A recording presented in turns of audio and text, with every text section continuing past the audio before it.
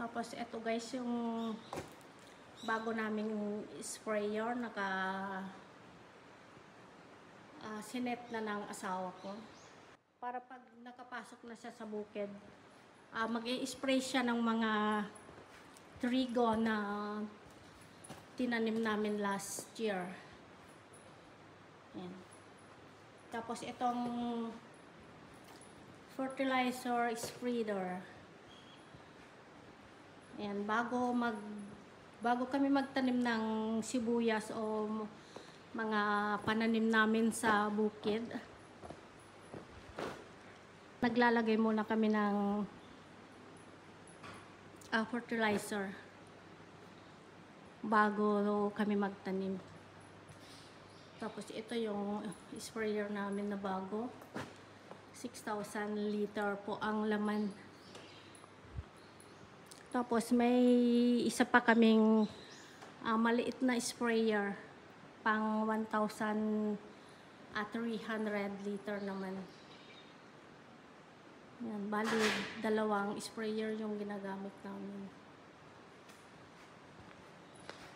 Tapos ito yung pang tanim namin ng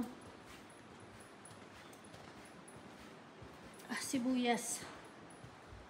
So ayan, hindi pa nakalagay itong mga tray dito sa harap.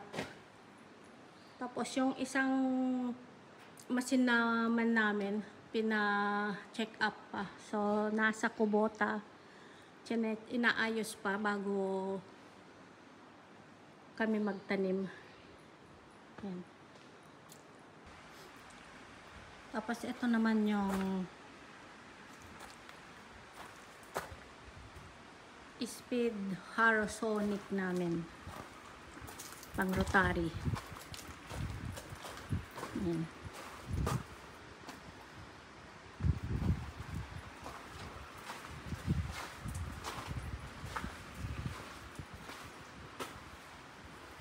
Ito yung gagamitin namin na pang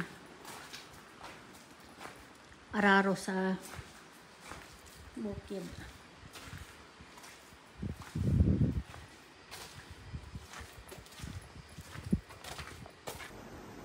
Tapos ito guys yung mga gagamitin namin.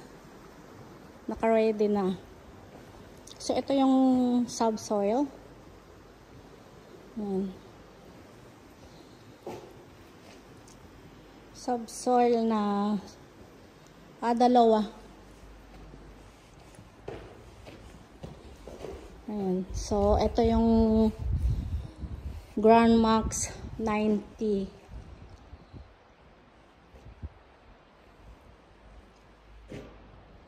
Ayan, bali dalawang subsoil ang gagamitin namin. Tapos ito naman yung power harrow.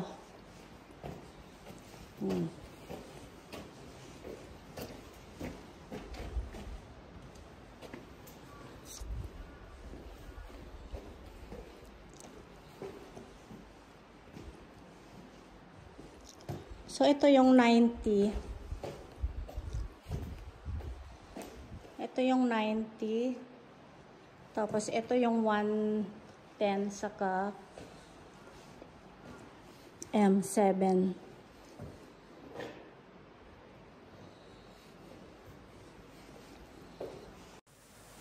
So ito guys yung mga gagamitin namin, naka-ready na.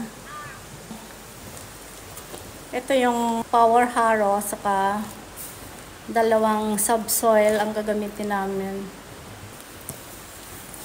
Ayan, busy na kami guys. Tapos si Harris saka si Vilmar naman naglalagay sila ng kuryente sa bukid para hindi makapasok yung mga usa. Naninira kasi sila ng mga pananim.